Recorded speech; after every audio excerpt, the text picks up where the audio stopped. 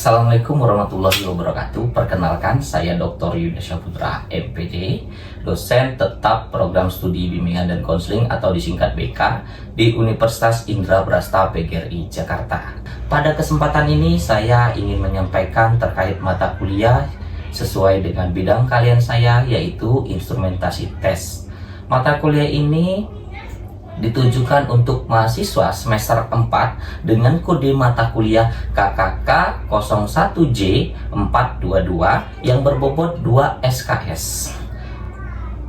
Mata kuliah ini diselenggarakan dengan metode pembelajaran hybrid dengan 16 kali pertemuan, dengan rincian 7 kali pertemuan tatap muka dan 7 kali pertemuan daring atau online, dan 2 kali ujian UTS dan UAS. Mata kuliah ini membahas konsep dasar, fungsi, prinsip, tes psikologi, urgensi instrumentasi tes, tujuan dan manfaat, syarat-syarat tes yang baik, dan jenis-jenis tes intelijensi. Pada akhir perkuliahan, diharapkan mahasiswa mampu memahami prinsip pengadministrasian tes psikologi serta mampu menyusun hasil tes psikologi yang dijadikan sebagai dasar dalam pengambilan keputusan perencanaan program bimbingan dan konseling selama 1 tahun. Adapun CPL program studi pada mata kuliah ini adalah CPL 1, CPL 8, CPL 9, CPL 16, CPL 22, CPL 33, dan CPL 39 yang tertuang di dalam RPS yang telah divalidasi oleh Ketua Program Studi dan Gugus Penjamin Mutu Prodi. Capaian pembelajaran pada mata kuliah ini diharapkan antara lain CPMK 1, mahasiswa mampu memahami konsep dasar, fungsi, dan prinsip penggunaan tes psikologi dalam bimbingan konseling secara etis dan profesional. CPMK 2, mahasiswa mampu menganalisis berbagai jenis tes psikologi serta karakteristik tes yang baik dalam kegiatan asesmen BK. CPMK 3, mahasiswa mampu memanfaatkan hasil tes psikologi sebagai dasar pengambilan keputusan dalam layanan bimbingan dan konseling. CPMK 4, mahasiswa mampu menerapkan prosedur pengadministrasian tes psikologi serta menyusun laporan hasil asesmen secara bertanggung jawab. Dengan menggunakan data hasil tes psikologi, mereka dapat menyusun juga program bimbingan konseling selama 1 tahun sesuai dengan kebutuhan siswa. 3 komponen utama dalam proses pembelajaran mata kuliah ini adalah delivery yang pertama, yang kedua interaction, yang ketiga adalah assessment. Untuk delivery, saya memberikan materi serta RPS yang dapat diunduh langsung di LMS masing-masing mahasiswa, serta presentasi interaktif yang dilakukan sesuai jadwal hybrid yang tertuang di dalam RPS. Materi yang saya sampaikan didukung oleh beberapa media pembelajaran berupa yang pertama PowerPoint, yang kedua buku digital, yang ketiga kuis interaktif yang menggunakan Kahoot sebagai media pendukungnya. Interaction pada mahasiswa ini melibatkan komunikasi 2 arah antara dosen dan mahasiswa yang berupa diskusi, tanya jawab, kolaborasi, dan refleksi bersama. Asesmen atau sistem penilaian yang saya lakukan dalam mata kuliah ini mencakup asesmen formatif. Untuk penilaian proses yang dilakukan melalui kuis interaktif, tugas proyek individu dan kelompok, serta penilaian sikap dan keterampilan yang sesuai di RPS. Selanjutnya, asesmen sumatif untuk penilaian akhir berupa UTS. Yang kedua adalah UAS. Model pembelajaran yang digunakan dalam mata kuliah ini dengan metode presentasi interaktif, demonstrasi, praktik, kolaborasi, kelompok, serta respon kreatif. Referensi yang saya gunakan dalam mata kuliah ini berupa buku ajar karya saya sendiri dan buku referensi karya ahli lain, serta jurnal bereputasi yang memiliki nilai kebaharuan agar mahasiswa mampu mengikuti perkembangan ilmu pengetahuan dan teknologi masa kini. Berikut adalah video proses pembelajaran mata kuliah instrumentasi tes pada pertemuan 7 dengan materi tes intelijensi. Mari kita simak. Kita akan mulai proses pembelajaran pada hari ini, pertemuan ke-7 dengan materi tes intelijensi. Halo. Sehat semua? Assalamualaikum warahmatullahi wabarakatuh. Ya, kita memasuki pertemuan ke-7 dengan materi tes intelijensi, ya, dengan kode mata kuliah KK01J422 dengan bobot SKS 2 SKS pada hari ini. Ya, namun sebelum itu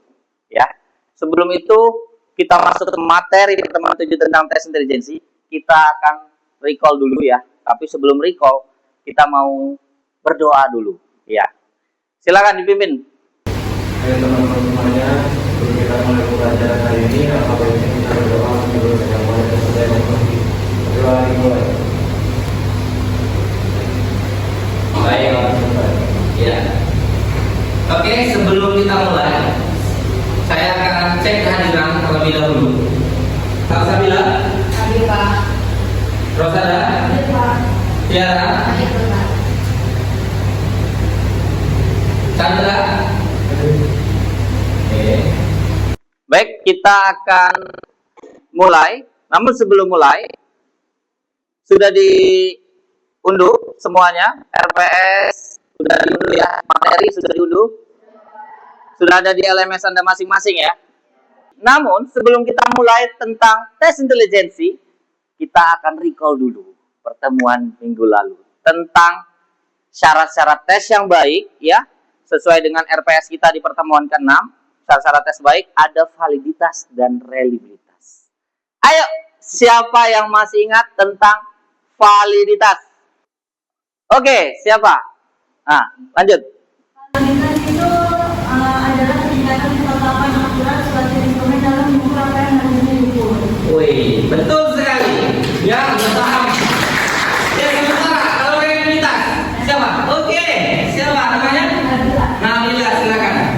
Menurut pengetahuan saya tentang materi kemarin itu reliabilitas adalah tingkat konsistensi atau keandalan suatu alat ukur tes instrumen dalam memberikan hasil yang sama jika digunakan berulang kali dalam kondisi yang serupa. Iya, bagus, betul. Ya, karena sudah pada benar ya. Berarti ini menandakan Anda benar-benar sudah memahami materi tentang syarat-syarat tes yang baik, salah satunya adalah validitas dan reliabilitas. Baik, kalau begitu kita akan masuk ke pertemuan kita yang ke-7 tentang tes intelijensi. Jadi kita sudah masuk nih di jenis-jenis tes intelijensi. Yaitu yang pertama kali kita akan mulai dengan tes intelijensi. Kita akan bahas tentang latar belakang sejarah tes intelijensi, pengertian dan tujuan, jenis dan bentuk, dan bagaimana penggunaan hasil tes intelijensi itu. Sebelum mulai, kita akan melakukan pretest terlebih dahulu. Ya, pretest ke pertemuan 7 tentang tes intelijensi. Saya mau tahu seberapa besar, ya, seberapa pemahaman Anda tentang tes intelijensi yang Anda pahami. Kita akan melakukan kuis interaktif dengan menggunakan media Kahoot sebagai media pendukungnya. Oke, kalau sudah masuk silakan diisi. Sudah selesai ya tugas saya untuk pretestnya. Baik, kita akan lanjutkan.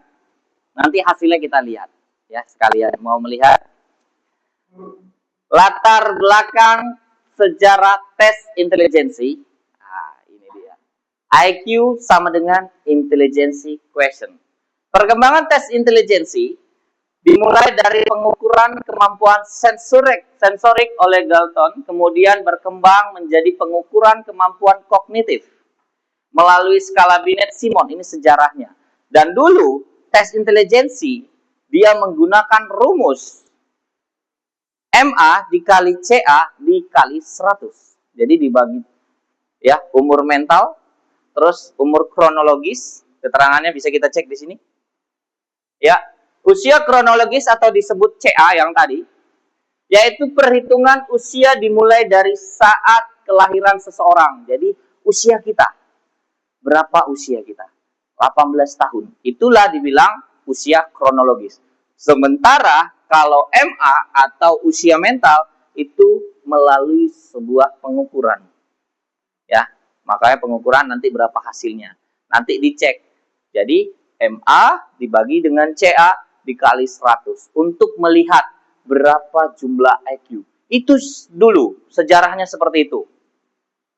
Kondisi ini bisa melihat berapa nilai IQ-nya. Jadi kalau misalnya ketika dia mengerjakan usia mental, mengerjakan tesnya, nilainya nggak terlalu tinggi, maka nanti dibagi CA jadinya terlalu rendah. Itu yang dibilang nanti IQ-nya rendah. Itu dulu. Jadi ini kurang akurat. Pada saat itu ini sudah sangat akurat. Intelijensi seseorang menunjukkan kemampuan orang tersebut pada suatu waktu tertentu. Kemampuan ini berkembang sejalan dengan usianya. Oleh karena itu, dengan mengetahui intelijensinya pada suatu saat kita tidak dapat mengetahui bagaimana kedudukan relatif orang tersebut bila dibandingkan dengan orang lain lebih cerdas atau kurang cerdas. Ini dia, coba. IQ sama enggak dengan intelijensi? Siapa? Silakan, Rosada. Tidak, Pak. Karena intelijensi itu kan kemampuan seseorang untuk berpikir, problem solving, terus cara dia memandang suatu hal gitu perspektifnya. Sedangkan IQ itu tesnya doang. Oke, betul. Tapi masih kurang tepat di bagian IQ. Tapi kalau intelijensinya sudah benar. Sebentar, saya ambil sebuah contoh. Anda lihat, ini apa? Botol. Saya nggak endorse ya, kita cek ini. Ini ada sebuah botol 600 ml. Wadah yang kita sebut botol ini adalah intelijensi. Ya. Jadi kita lihat, ketika kita mendapatkan intelijensi sekian, ya misalnya 600 gitu, atau 600 ml ditambah, maka ya, kamu bisa isi macam-macam segini potensi apapun. Ada kecerdasan umum, kecerdasan khusus, keahlian, credibility, terus ada kepribadian di sini semua. Jika ini yang dibawa dari sejak lahir sudah kecil, maka yang bisa diisi juga sedikit. Ya. Terus apa kaitan dengan IQ? IQ itu skor dari intelijensi question yang tadi. Maka dari itu, kalau ditanya berapa IQ-nya, berarti dia nanya skor hasil tes intelijensi. Tapi kalau dia nanya intelijensi, itu banyak. Bisa ada bakat di dalam, bisa ada IQ di dalam, kepribadian di dalam, kreativitas, semua potensi ada di sana. Dan bahannya adalah intelijensi. Menurut Wessler, ini menurut salah satu para ahli, kalau Anda sudah beli buku saya, buku utama kita, itu sudah ada semua di sini. Ya, tentang teori-teori dari jenis-jenis tes intelijensi, bakat, dan minat.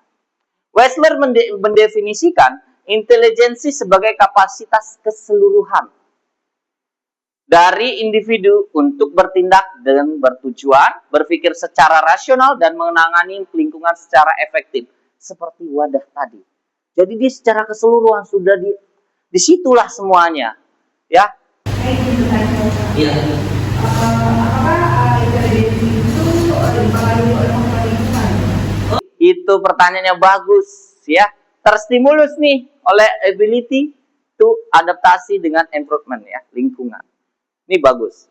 Ya, apakah dia bisa berpengaruh dengan lingkungan? Jawabannya bisa.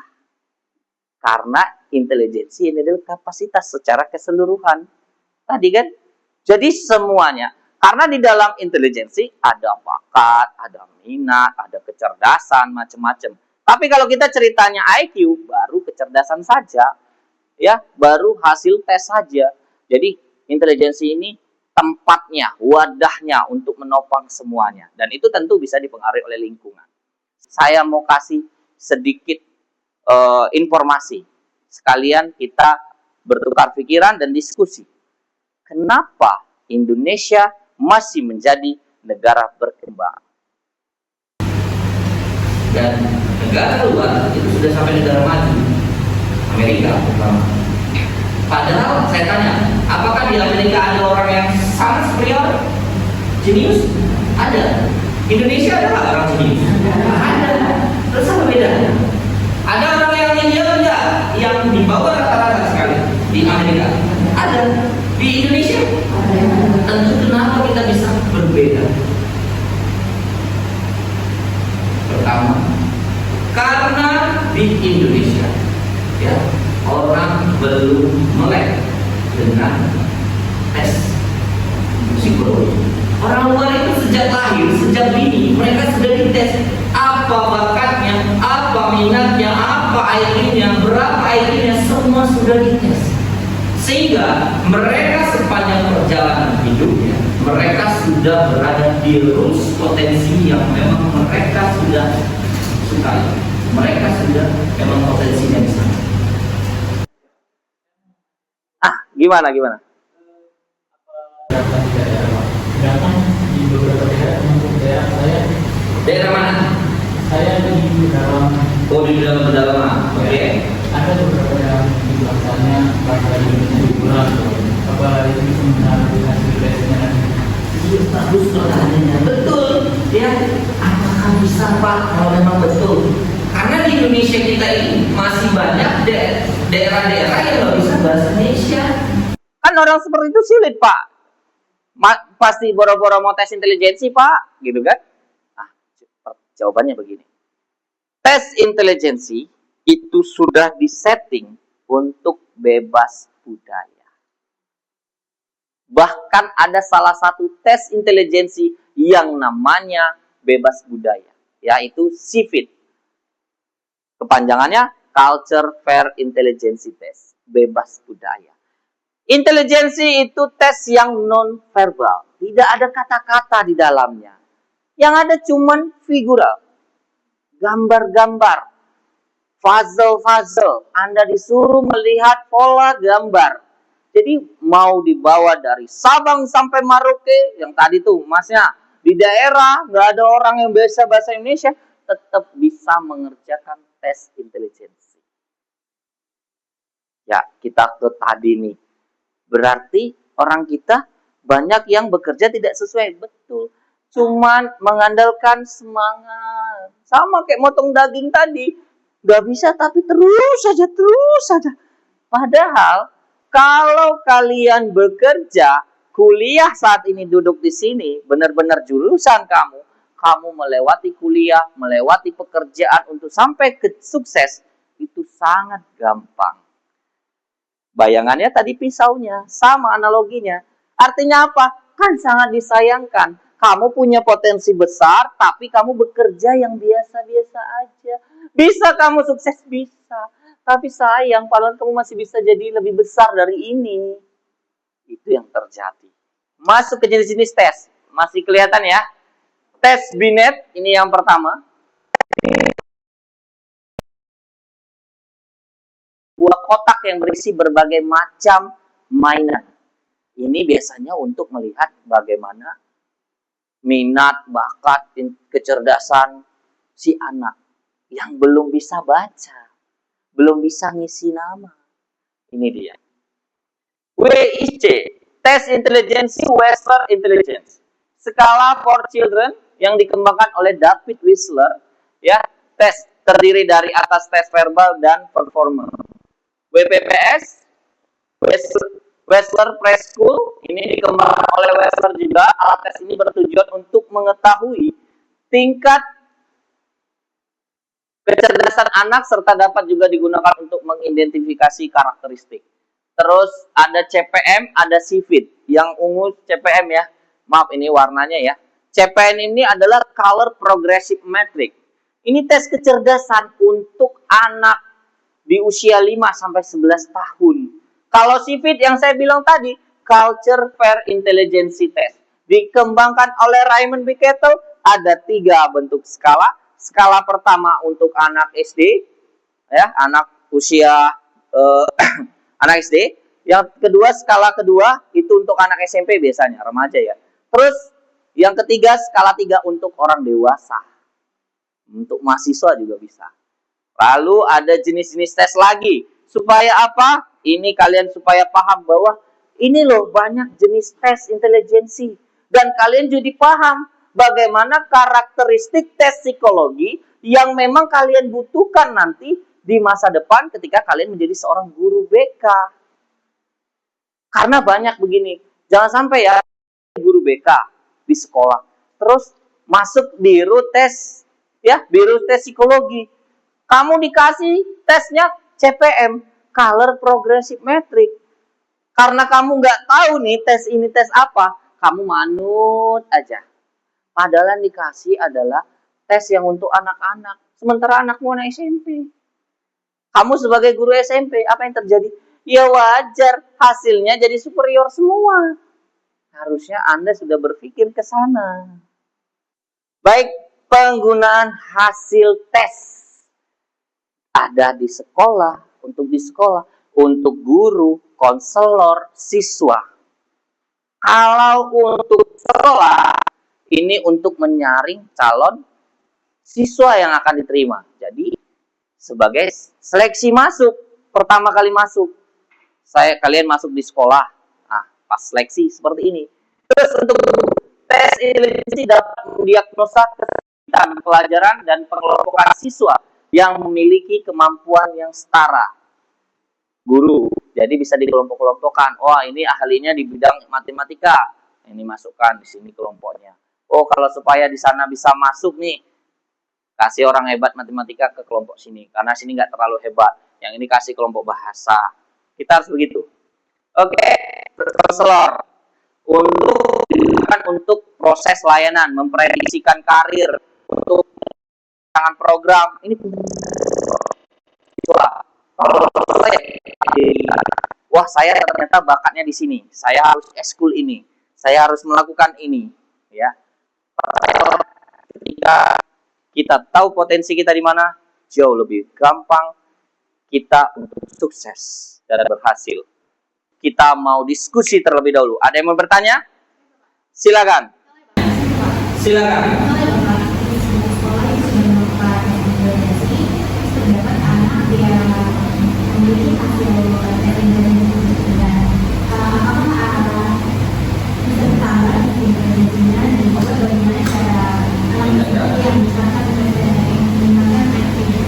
Iya, bagus pertanyaannya. Apakah bisa? Ini saya rangkum aja ya. Panjang banget. Ini soalnya tadi. Apakah bisa IQ ditingkatkan? Itu sih pertanyaannya. Itu ya. Nah, apakah bisa nggak IQ ditingkatkan? Jawabannya nggak bisa. Bisa menurut Gardner, tapi bukan klasifikasinya yang berubah. Jadi ada dua masalah. Menurut Gardner bisa bertambah senilai 7 skor. Yang bertambah skornya bukan klasifikasi IQ. Saya ulangi. Menurut Wechsler ada 9 jenis klasifikasi tes intelijensi. Jenius sangat superior, superior di atas rata-rata, rata-rata di bawah rata-rata, borderline, defektif secara mental, tidak terklasifikasi. 9. Susah jadinya. Ada 9. Misalnya, rata-rata berada di 90 sampai 109. Tahun ini kamu tes dapat 105. Tahun depan kamu tes lagi karena kamu sudah belajar sangat giat, bisa meningkat. Bisa. Tapi yang meningkat skornya. Meningkat 108. 108 itu masih klasifikasi normal atau rata-rata. Artinya nggak bisa berubah klasifikasi. Kecuali dia sudah berada di ujung interval dari klasifikasi rata-rata. Contoh, saat ini dia dapat tes intelijensinya udah 107. Terus dia tes lagi berikut, kalau dia belajar naik jadi 111. Meningkat skornya dan itu lompat klasifikasi. Betul, tapi masih di klasifikasi di atas rata-rata yang paling bawah. Artinya ketika dia tidak belajar lagi, dia santai-santai, bisa turun balik lagi ke rata-rata. Ada lagi yang mau bertanya? Silakan. Siswa Pak di satu sekolah, yaitu tes intelijensinya itu rendah, tapi dia selalu dapat tes itu kenapa ya Pak? Bagus nih pertanyaan. Ini sering terjadi case-case begini kalau saya di lapangan. Kalau saya di lapangan sering banget. Intelijensinya rendah, padahal dia ranking. Kok bisa? Harusnya nggak begitu. Yuk, sebelum saya jawab, ada yang mau jawab dulu nggak? Yang coba jawab. Oh, silakan Salsabila. Iya, silakan. Jadi kalau bicara kenapa kayak gitu, bisa jadi karena beberapa faktor nih Pak, gitu. Bisa jadi karena apa? Si siswa ini nih saat mengerjakan tes dalam kondisi fisik atau psikologis yang kurang bagus, misalkan apa si siswa yang lagi sakit, kalau secara fisik gitu, atau mungkin di rumahnya dia sebelum berangkat ke sekolah atau sebelum mengerjakan tes lagi ada masalah, entah dengan sama orang tuanya, entah dia bermasalah sama pertemanannya gitu. Jadi itu mungkin yang bisa mempengaruhi si siswa, atau mungkin di saat mengerjakan tes siswa itu ngerasa deg-degan, takut nih hasilnya akan mempengaruhi penilaian dia di sekolah, atau kayak takut nih hasilnya diterima oleh orang lain, akan dijadikan bahan perolokan. Jadi dia pas tesnya merasa kurang yakin, merasa ragu, merasa khawatir. Iya, bagus. Betul. Karena ketika tes saja bisa banyak yang dipengaruhi. Padahal dia ranking. Tapi ketika tes, bisa aja dia sedang kondisi tidak bagus. Tidak fresh, gitu. Ya, jadi kita ya tanyakan dulu sebagai guru BK. Nanti kan Anda jadi guru BK di masa depan. Tanyakan dulu, ketika tes gimana kemarin? Udah sarapan belum? Nah, masalah psikologis gimana? Ada bertengkar dengan orang, sama Gojek, sama siapapun? Tanya. Terus waktu tes, deg-degan atau gimana? Nah, kalau itunya semuanya aman, berarti kita pakai konsep menurut teori Corel Dweck. Corel Dweck bilang, tes kecerdasan itu tidak perlu dilihat. Ini mazhab yang benar-benar menentang potensi.